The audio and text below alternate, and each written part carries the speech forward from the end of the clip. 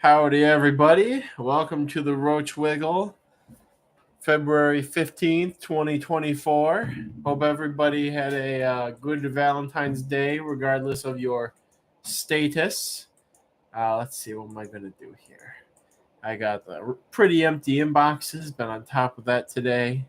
We got a lot of bugs coming in the next couple of weeks. We got an auction tonight, 8 p.m., right after the Wiggle. We're jumping right into an auction. I might take like a 5-minute break to scarf down some noodles and then get right into a auction, which is going to be used to fund a car topper for the Florida trip. There's a hard topper I've been eyeballing. I really want that, so I never have to mess around with the stupid fabric ones again. I like the idea of it being something solid and waterproof and all that jazz. And then for to enable me to purchase a large order of bugs this weekend, I'm going to be picking up a bunch of bugs that I, shocker, do not actually have. And so it's going to be quite something. Lots of stuff coming in the next couple of weeks. I don't know how I'm going to survive getting a bunch of bugs right before going to Florida, but we're going to make it work. So let's take a minute to say hi to everybody. We got LC saying hey. LC, I can't remember if you replied, if your Conservarium got there all right. Let me know if they did. JoJo's here. Good to see you. Alan wondering how many people are going to apply for bankruptcy. I'm wondering, should I leave Discord up right now? No, they'll just pull it up for the auction. Orang Mango, how exciting, of course. It's there's nothing terribly new going up for auction. There's some stuff that obviously people want, which is nice. Hopefully some people get some stuff that they want. Exotic Wilderness is here. It was good seeing you over the weekend, Exotic Wilderness. Stephen Logan says, big tonight? Yes, 8 p.m. Right after the Roach Wiggle, I'm going to wrap it up here and hop into the there's a whole other, it's not going to take place here. You guys got to go to the other separate live stream that's scheduled for 8. It might be a little bit past 8, but we're doing it. Braden's here. Allie Last is here. Starting Kyle's Milk, questionable origin, starting bid 60. Yes, they are doing great. Good to hear. I'll see. Yes, Kyle's Milk, my favorite. I'm quite displeased with this commentary. Anyways, any 6 spots going up. I don't think I have them on the list. Depending on where we're at the end of the auction, I may open it up for people to suggest things for bidding upon. But don't assume that I will. It maybe things will go really well from the get-go. My left hand has been feeling weird lately. I stabbed myself when I was poking containers last week, and it was sore for a bit. And then for some reason, like over here on my hand, started like aching, and it's just now I feel like I popped something back into place, and my hand feels better than it has in like a week. It's weird. Anyways, I see Hermetica stromosa. If I see hair, I can't see the end of it. If I see Hermetica stromosa, be very sad. There will not be Hermetica, unfortunately. Hopefully soon. But yeah, we got another week of me just hauling butt, getting orders out. I did husbandry in this room. A lot of stuff looks good. I got the gumption up to end some projects and to push some projects into their next phase. The weird black and white moth from Mike over the summer fall didn't do anything in its hair setup, so I got rid of that enclosure, or rather sent it downstairs to be cleaned out. My Harlequin bin has been leaking nymphs for maybe like 2 weeks now because they ran out of food at the end of my vacation, and when they do that, a lot of roaches start to disperse, and so they began eating barrier and climbing up the sides and stuff. So there's a period of a couple of weeks in here where I had baby Harlequins all over the place. And I think I'm going to take them off of heat now. I think I feel comfortable with their husbandry just keep them really humid, and they're just going to go in the basement and just be like a Paraplaneta bin, basically. I don't know what's going to take their place. You may notice that there is an open spot there, probably a hisser project. We'll go there, one of the color projects, or perhaps I'll bring a straight species up here. Will there be smoky brown roaches? That is such an interesting thing to ask for at a smaller auction. Um, let's see how we are by the end of things. I do know I have a bunch of them. And so if I'm not exhausted by the end of this auction, I'll open it up. And if you want to suggest something, you can go right ahead and suggest it. But we got a good spread. A good spread of a lot of different stuff: roaches, isopods, millipedes, beetles, some scorpions, some centipedes. Really, really all over the place. Nice. When is the main spring auction? Braden, thank you for bringing that up. Also, welcome Joseph Tavir. The main spring auction, I have to talk to Angela because she's going to be on vacation for like a week during this time. So it's not going to be the 6th. That's the week I get back from Florida. We're getting back on like April 1st. It's not going to be the week of this. Not going to be the 6th that weekend. It's not going to be the next weekend because that's the expo here. So it's not going to be the 12th and 13th and 14th. Not going to be that. And again, depending on what Angela, I would really like her to be here to keep me on life support. I can't remember if she's going that following week to her vacation or if it was the week before. So it's either going to be April 19th, 20th, and 21st, or April 26th, 27th, and 28th. Going to be one of those weekends. And I will have an answer before, probably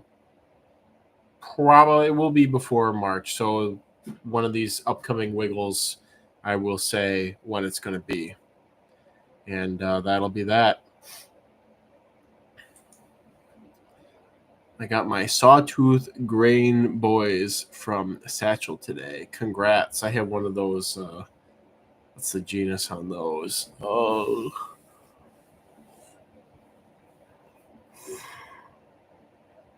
Rhizophilus.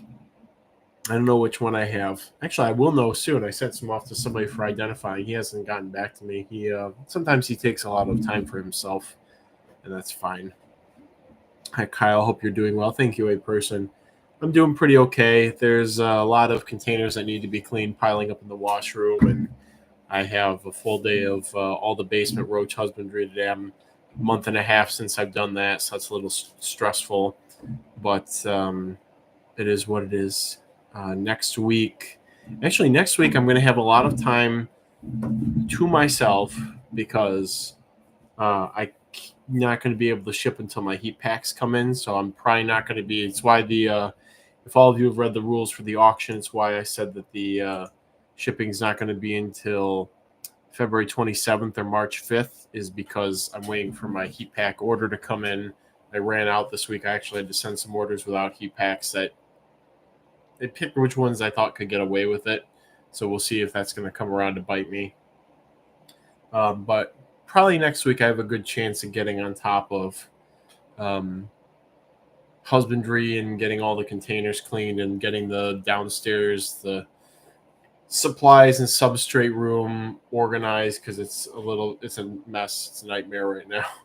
But spring's coming fast, guys. It's not letting up. It's going to hit like a truck this year, especially after I get back from Florida. Everything's going to move so fast. But yeah, I mean, just kind of in the grind. Not really a lot of time to asterisk. I'm going to say not a lot of time to enjoy myself. However, I will say on Saturday will be fish day with the local boys with an eye. We've made a tradition the last couple of years of going during this usually cold and desolate month to go to a bunch of local fish stores and just see what they got and what's coming in. And sometimes somebody buys something, and I'll try and buy. Alan, it was you last year.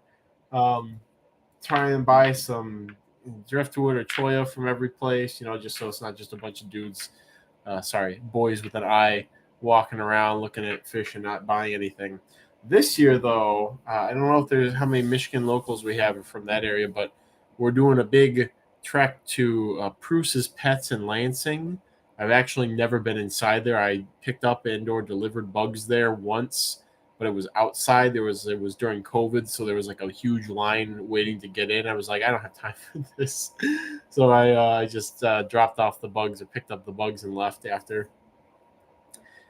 So we're actually going to do our opening gig for Fish Day is we're heading to Pruce's Pets. So we got 2 convoys heading out there. We're going to meet up there about 11. I don't know how long it's going to take to go through there. If anybody's from Michigan or anybody's ever been to Pruce's Pets, let me know your thoughts on it. It's supposed to be quite good. I'm tempted to like bring a couple bugs with me to like if I go there and I see something I want, or I mean they know who I am. They have a guy who occasionally says he's going to reach out to me, and it's funny when he's like every like twice a year at shows he says, "Oh yeah, we'll be in touch with you," and then never are in touch with me. Sorry, I had to vet that. It's a little annoying, but maybe if I show up there with some bugs and say, "Hello, I would like this much money is in store credit for these very nice fancy bugs for you to display here." Um, Maybe next year I can come to Fish Day. Yeah, we'll see if I think if you did come, Satchel, I think that we probably would not do the Pruce's Pets because it's going to be I think it's an hour and a half hour drive out there, hour and a half ish drive, whatever it is, and then obviously we have to come back, so we're going to end up driving out there, spending a couple hours, probably getting food out there, almost certainly because we're going to be hungry driving back and then seeing what places are going to be open late enough in the Detroit metro area. So probably be like Fantastic Fins in Livonia, Pet Connection, the place that's right by here is great. Maybe a couple of other stores. I don't think we're going to make it out to Oceans and Seas like we did last year, but that was a pretty nifty place, honestly. Um, and then there's another. We might make it to the one. There's a pet store in Birmingham or Bloomfield or something with the fancy schmancy places. Can't remember what it's called though, but it's a really nice, it's a beautiful store. They got all wood cabinets for everything, and they got it's kind of what I imagine fish stores were like in the when the fish hobby start 50s 60s. It's a very beautiful building, and they have an area with birds too.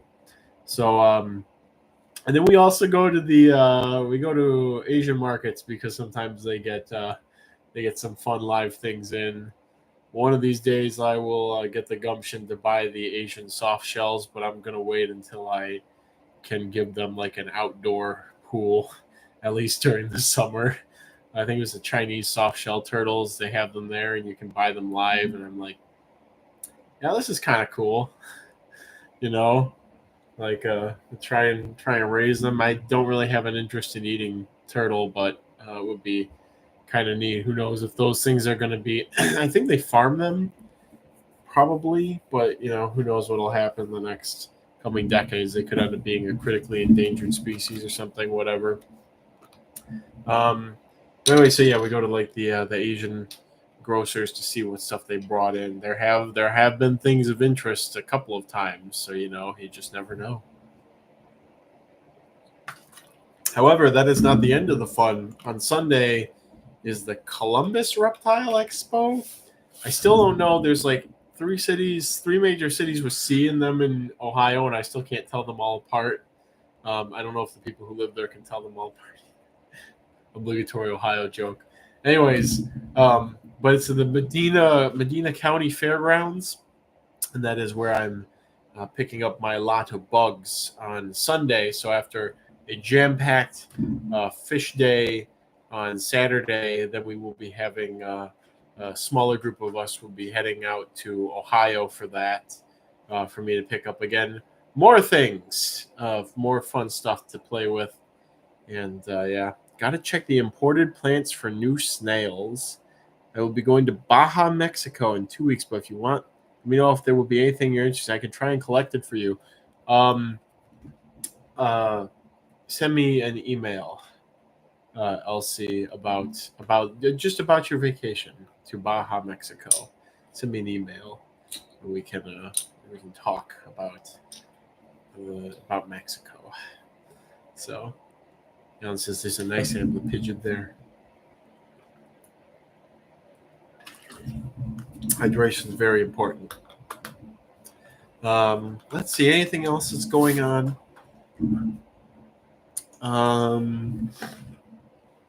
This shelf's looking a little bare. I'm upgrading some of these smaller containers to full size ones. It'll be a monolith pretty soon. Just checking around in here. Surprised a lot of the Aeronavega are doing really well. I feel like the last couple winters, Aeronavega kind of go on the decline. Maybe it's because I'm taking better care of them. I have been pretty religious about spraying in here a couple times a week. And also just helps to figure out the husbandry for some stuff like Schnaptera derapeltiformis. After fish day, maybe y'all can check the greenhouse in Ann Arbor and collect the schizomid there. That'll probably have to be a separate day, maybe. I mean, it is fish day. That is on the list of to-dos. I have to go out and get Pluraloma flavipes from Kai's area again in the spring to try with. So maybe there will be a day for Pluraloma and the schizomid hunt in like April or something. Hello, Jose Nunez. Good to see you. I'm trying to think of anything else that's going on. Stick bugs are doing well. There haven't been a Sorry, everybody. There's a Harlequin roach nymph on the wall. There we go. We're taking care of that issue that happened. What was my train of thought going at this? Yeah, a lot of things are doing pretty well. I don't have nothing's like disastrously crashed that I can think of. Again, very fortunately, can we see it? It is now deceased and in a fulcid spider web. So you may not see it. The spider is seeing it currently. What was I gonna? Was there anything that's not doing well? I have to have something to complain about other than being busy. There must be something to complain about. Pseudoglomerus all doing well. I guess I feel like my Eucharidia linglong should have more babies than they have. It's enough to have a fair size sustaining colony, but I mean, maybe I think some of my large nymphs are from the original ones that I received, and that they're going to mature probably in the spring. The air humidity goes up. Any orthopterans doing badly? Okay, person, there we go. I do have to do a check on all my Grylus crickets, and I really should be watering them more because it's winter and it's pretty dry in a lot of their enclosures. I do have to do a check on all my Grylus crickets, and I really should be watering them more because it's winter and it's pretty dry in a lot of their enclosures. Yeah, I'm doing that tomorrow, actually. And then I will probably be forced, while I'm working on them, to freshly set up any of the ones that are not doing very well. Pseudophilus californianus and the species from Dearborn are doing pretty well. I'm going to try mixing that dolomite in with crickets. Because crickets, again, flash in the pan, you go from having like 2 to like 10,000, and then they will just crash so hard. And I'm wondering if, because they eat mostly like grains and kind of higher protein stuff, I'm wondering if the substrate becomes like very acidic or like builds up ammonia. And that's a factor in why you will just have like the bottom fall out of a cricket colony when you do it on a like bioactive substrate. I want to look into that because that was a big thing with my my Belocaulus slugs with just gastropods in general. Was for snails, I just wasn't giving them enough calcium was the issue for some of them. But for slugs, I never imagined calcium would make such a huge difference. And then I offered it, and then they just immediately started doing fantastic. Train of thought. I'm wondering if it's, again, ammonia buildup from really heavy feeders, which is something you don't get with roaches. They don't excrete that nitrogen because of their endosymbionts. They assimilate it and they accumulate it, and so the substrate does not you don't get that same situation happening with roaches. So, aren't some cricket colonies bare bottom? Hello, Circa. Uh, that's how they're usually raised industrially, but you don't have to raise them that way. It's easier for like collecting them. Well, not always. I mean, if you put an egg carton into a healthy cricket colony, if you have substrate or not, they're all going to be on the underside of the egg carton, or yeah, egg carton. Um, so I don't keep mine bare bottom. I let them oviposit right in the setup, and it's more helpful for regulating humidity and a bunch of other stuff.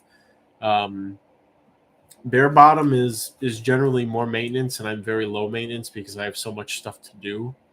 So, um, so I'm wondering if the dolomite will raise the pH, the prilled dolomite, prilled lime, whatever you can get. They all have different formulas.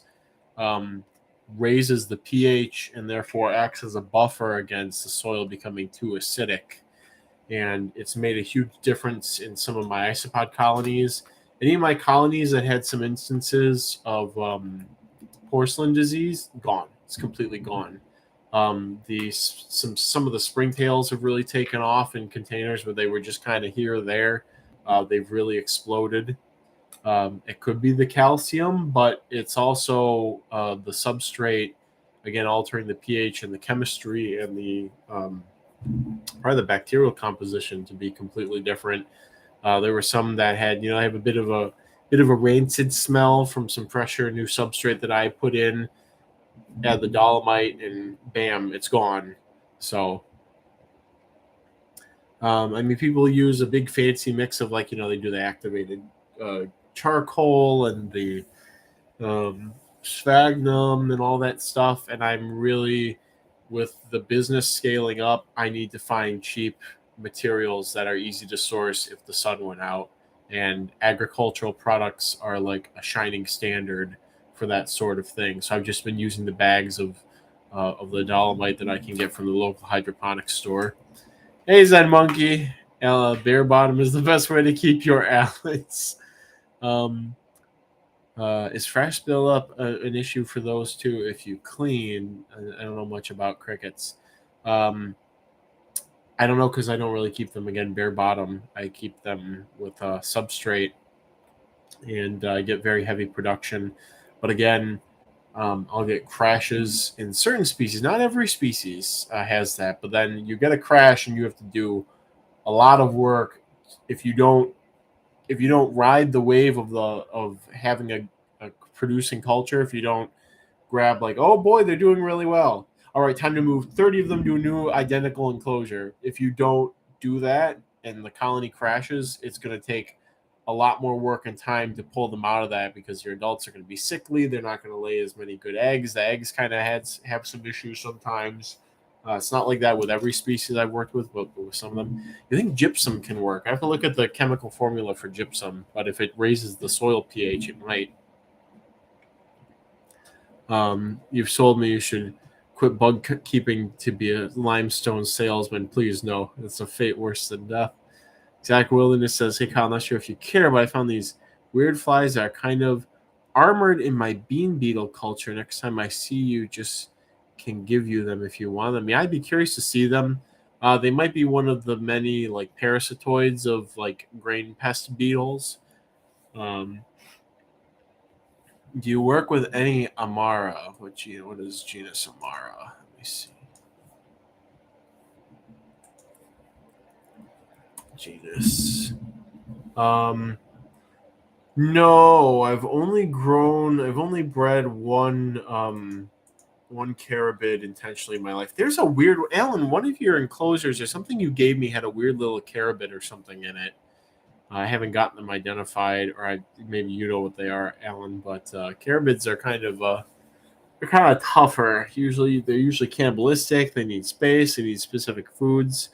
My neighbor Joe down the street in the fall, he has his some parts of his yard get even more overgrown than mine, and there's more sandy soil. There's more. It's a different ecosystem. And in the fall, there's usually hundreds of some sort of, I think it's a seed-eating carabid that get stuck in his like drain well or his like where the French window, whatever, the thing in the basement where you can open it to get the egress window. Hundreds of them get stuck in there, and it's one of those seed-eating carabids, and I have just a little bit of interest in working with them, but not at the moment. What's your sub mix? For the crickets, it's yard sand, and I'm going to work, again, I'm going to start working more of that dolomite into it, so it's probably going to be like 70% sand, 30% dolomite, kept half dry, kept 2/3 dry and 1/3 moist. And then over that, I put coconut croutons for the crickets to grip. They're really good for young crickets, especially because not all of them like just the bare substrate stuff. So you should change the sub semi often. Well, again, I'm working on that. There's some like what's one the Grylus from north of the Torweep Overlook. I had going for like a year and a half on the same substrate, so they went through like three to five generations without any issues, and then one day there was a grain mite issue, and then the colony just collapsed. So it was fine for a very long time for whatever reasons, and then that happened, and then I had to take corrective action. So it seems like with some crickets, it's like changing the substrate needs to be done every 6-ish months, which maybe to some people doesn't sound like a lot, but that's a lot of work for me, especially in the winter when I don't have easy access to sand because the ground's frozen. I don't usually keep a huge stockpile of it in the house. I will in the future. I am going to, when fall rolls around, it's like, okay, we got 2 months till freeze. We're going to go grab all those raw supplies and keep them in like the back of the Roach building until we need them. Gypsum is basically calcium sulfate, is mostly neutral pH. Thank you, Zen Monkey. So it sounds like that would if it's neutral pH and you added it to acidic substrate, you would raise the pH, but maybe not enough in the positive direction that you would want for acting as a buffer against lower pHs. Anthony Green says, found an adult ground rhino Blongonota dead in the enclosure, just died because of age, but I love how it smells like there's a human corpse under your desk. Really one of the worst smells ever. Yeah, dead hissers are a special kind of rancid.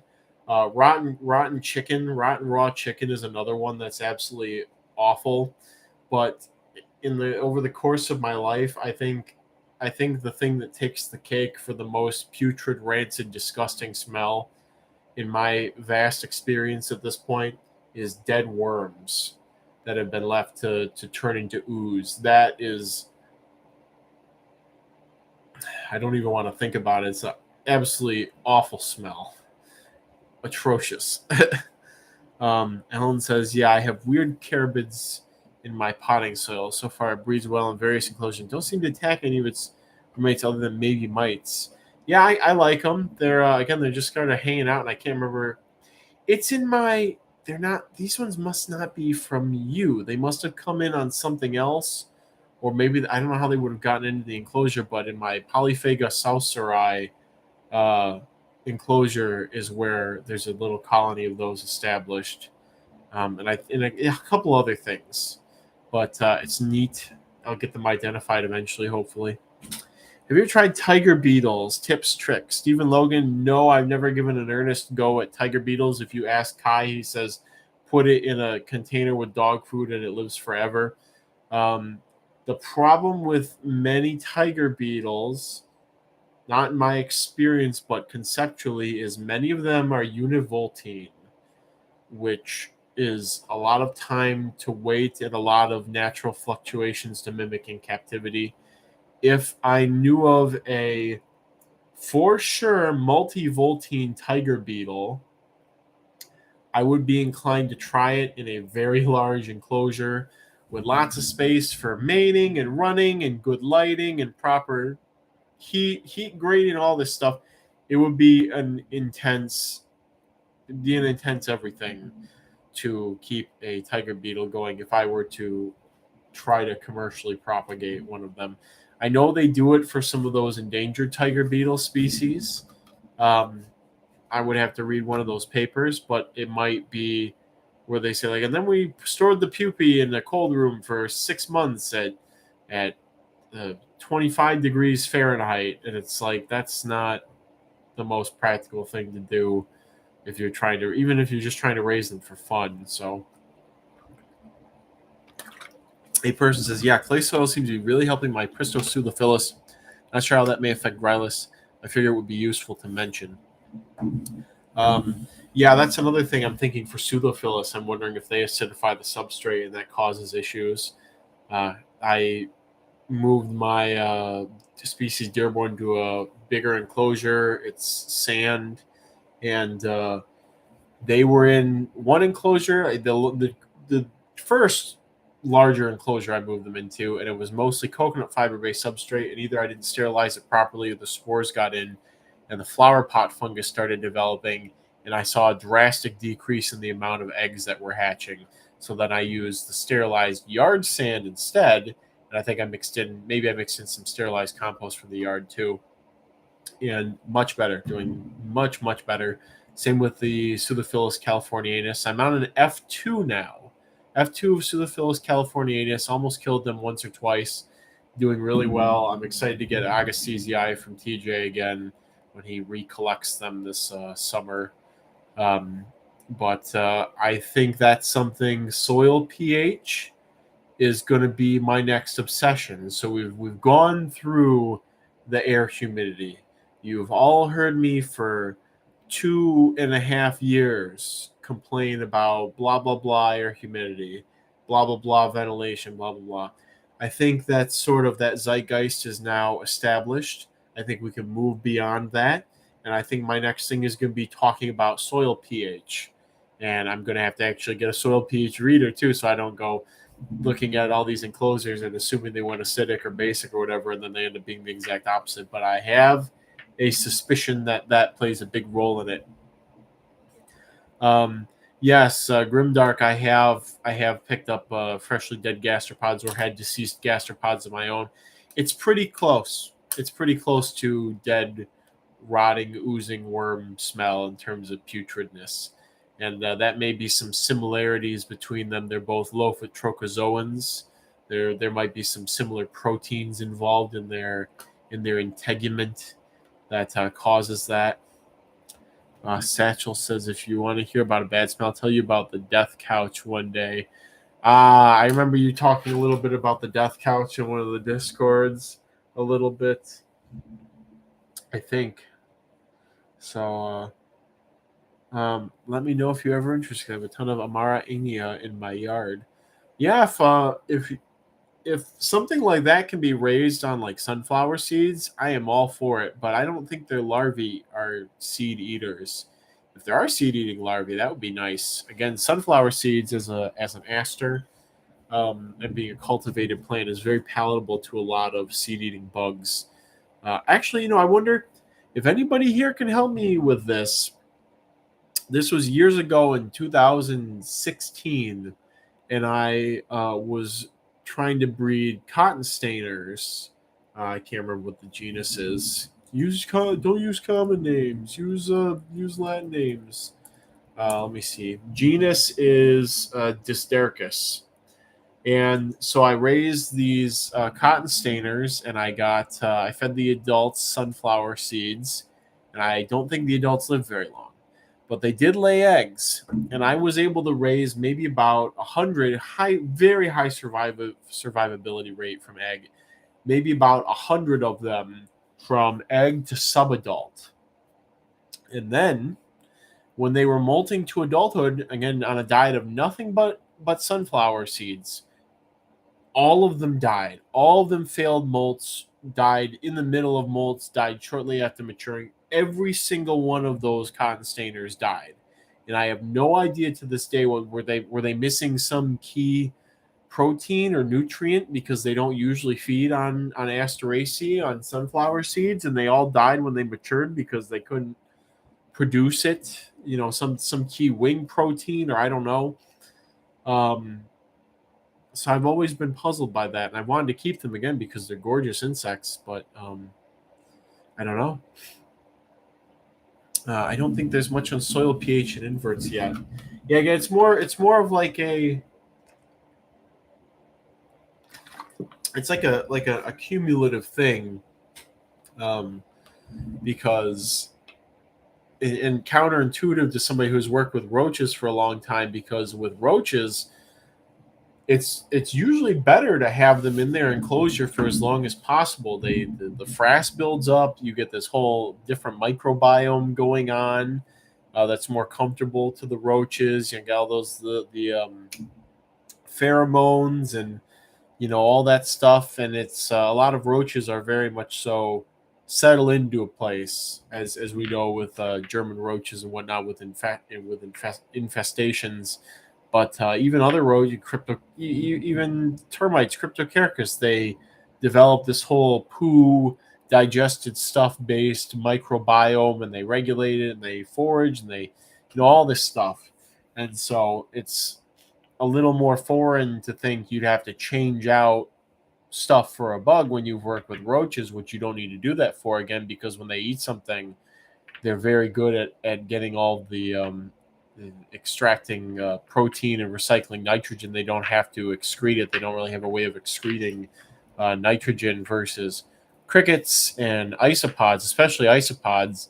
I was actually just thinking this now. I wonder if, just by having a big size colony of isopods, when I walk by the isopod wall downstairs, it smells like ammonia, and isopods do excrete ammonia as one of their metabolic byproducts. And so it's kind of interesting to smell, with so many isopods, the ammonia that's being created by those cultures, presumably just by the isopods eating stuff and pooping it out. And then, of course, with crickets, it's like, is it just are they so bad at digesting stuff, and they just eat so much grain that the substrate is just getting defiled, and the pH is rapidly swinging extremely acidic, no matter how many springtails or yada yadas you have in with them? This soil pH discussion may have saved my future Tropidicea xanthosoma colony. I was just going to keep them on dirt. Let's look those up. Square-legged camel cricket. No way. A person? No way. Please don't tell me you find those or know somebody who can collect them. That's been a life bug for me, is to work with that species. Please tell me you can get me some somehow. Please do. And those, again, I've never seen them in the wild. I've wanted them for a long time, knowing about them. But I imagine they probably want pretty high humidity. Here's somebody saying, photos by Peter Bay, a semi-aquatic cricket that I have now observed multiple times submerged in the bottom of creek beds, comfortably crawling underwater. I can't think of any other camel crickets that do this. Don't isopods excrete ammonia in gas form or something? Yeah, I'm not sure how they excrete it. I think it's pretty volatile, so even if they excrete it as a liquid or something, it would still volatilize. Well, what about when a cricket dies, it has like a domino effect causing others to die?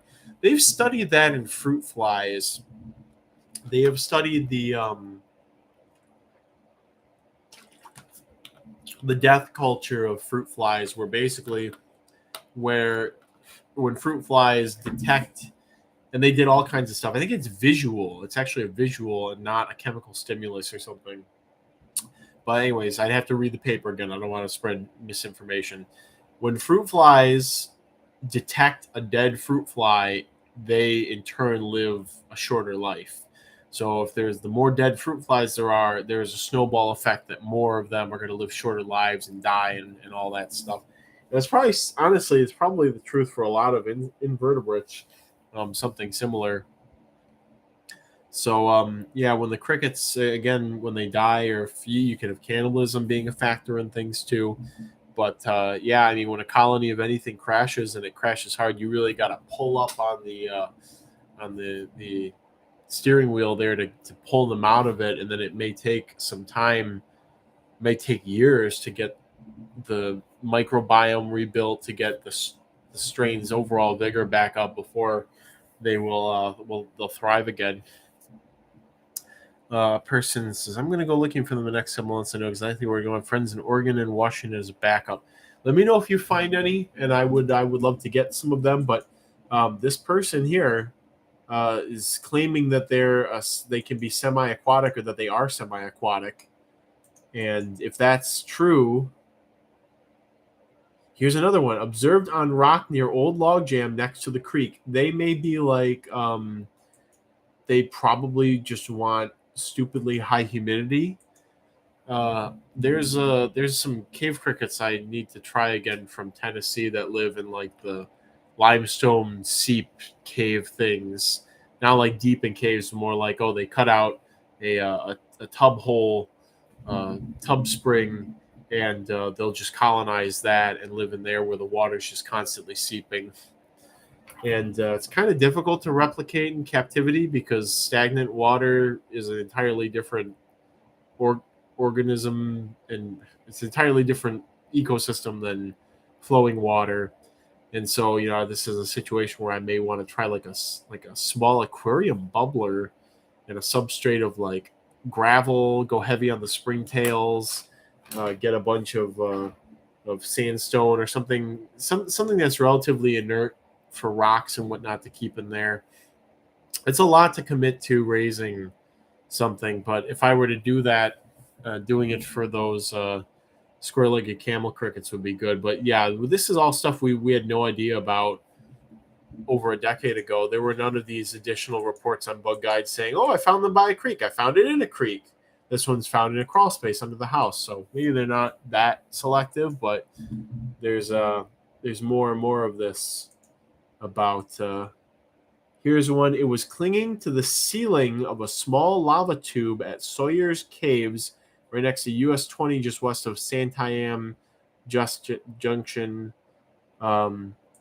Lava tube. So yeah, cave-like ecosystems, dripping cave-like ecosystems found in a cave staircase in Olympic National Park. Looks pretty moist. Again, cave crickets living in cave ecosystems. Who could have guessed? So, here's one. Molting in the wild. Just high humidity found in a hollow of a tree. So there seems to be a lot of information that you can glean from this stuff now. Cricket paludarium. Yeah, that's an idea. That could work with some of those cave dwellers again, of Pseudophilus and whatnot. Hello, Jack. Good to see you again. I don't know if you're aware, but there's an auction coming up in 16 minutes. Just thought I'd put that out there. And we got a lot of people here. Behijager, welcome. Oh, I'm reminded that I have to send payment for some bugs right now. Otherwise, one of my wholesale suppliers will get upset at me. And we don't want that. It's good business relationships is the name of the game on all fronts. Let's see, I got to get this paid. While I remember to do it.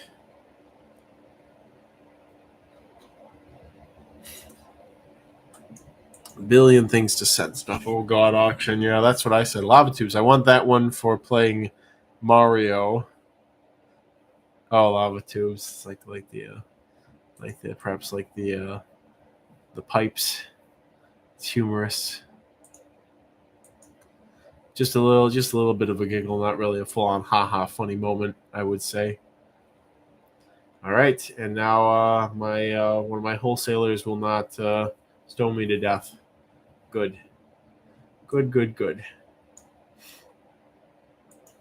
All right. 27 people in chat, 6 likes. Hit that like button. Yes, thank you. 8 likes now. Thank you, everybody. This is a very popular stream tonight. I can't help but think some of it's in anticipation for the auction that is going to be happening soon.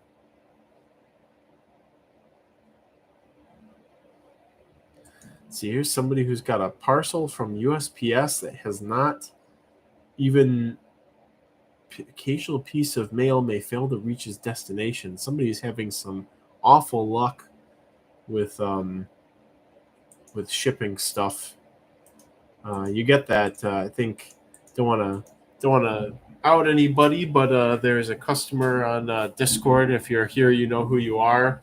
Who I had a box held for pickup for during the holiday season, and I think it was what was it in transit for 6 weeks to go from Michigan to Texas, and like they kept telling him that it wasn't at the post office or something when it was, and then when they finally got it, um, it was just American roaches, but there were 2 or 3 of them alive after a six week, not 6 months. If I said 6 months, I didn't mean that. 6 weeks in transit, and I guess most of the time it was spent just sitting in the post office, and they didn't bother to even look for it or do anything. So, got any cool silverfish? I own cool silverfish. There will not be any up for auction, though. USPS seems awful with returning packages lately. Again, you ship out 100 boxes and something terrible happens to one of them. That's pretty good. That's why I continue to use USPS, and that also in the days of okay, they have a personal thing with this too. I feel like when I use FedEx and something goes wrong, I feel particularly personally upset because I had to go out of my way to use a private shipping service over our socialized public shipping, government shipping service. And so when you pay $70 or $80 to overnight a box through FedEx, and you get some lip from them about, oh well, we're waiving, we sorry, we aren't guaranteeing overnight packages in this time frame anymore. I feel exceptionally betrayed because it's like you were the chosen one. You were supposed to bring balance to the shipping process, not leave it in a dark warehouse somewhere. And then when I go through USPS, where it's like, oh yeah, this box could just get, the guy or the whoever may take the box and just throw it at the wall and shoot hoops with it and dunk it in acid or whatever. But most of the time, the box is going to get to the person and everything's going to be just fine. It's like, okay, I've accepted the risk. It's like, I'm going off to war. I put on my hat. I've accepted the risk of firing at the enemy and fighting and dying for my chosen country or entity. It's like that. It's like, okay, I accept the risks. I know the full rainbow of things that could happen. And versus FedEx, where it's like, it's like somebody's like, oh yes, we will watch your precious package. Don't worry, nothing bad will happen to it. Now pay us. And then you find out that it got like left on a truck or out in the snow on the wrong porch, which is something that happened with me with UPS a long time ago. There's a snake I was supposed to get in the mail, and we tracked every step of the way. I was in the private messages with this person who sent me the snake that I had won, and every step of the way, tracking updates, she was able to somehow call the driver, and at the end of the day, it was, oh, he doesn't know where he left the box. What do you mean you don't know where you left the box? We just talked to you that you just delivered it at the right address, and now literally 3 minutes after you delivered it and confirmed it was delivered, you don't know what house you left the box at. So it's like every time I'm coaxed into shipping FedEx or UPS, I'm like, oh, maybe this time it won't be so bad.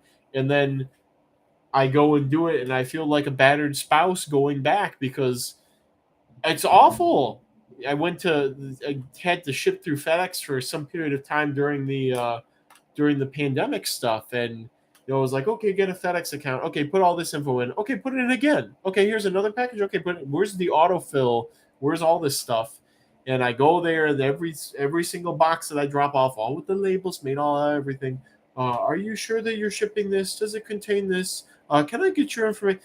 I am wasting time. I don't have time to do this. I can go to USPS and put 50 boxes on the counter and say, okay, I'm done. And they may not go out until 5 hours after they've been put on the counter, but they'll go out and they're not going to get nuked. They're not going to get left on a doorstep. They're not going to absorb another 3 hours of my time. Anyways, thank you for coming to my TED Talk. UPS held my package hostage for $20. Boo. Yeah, I just,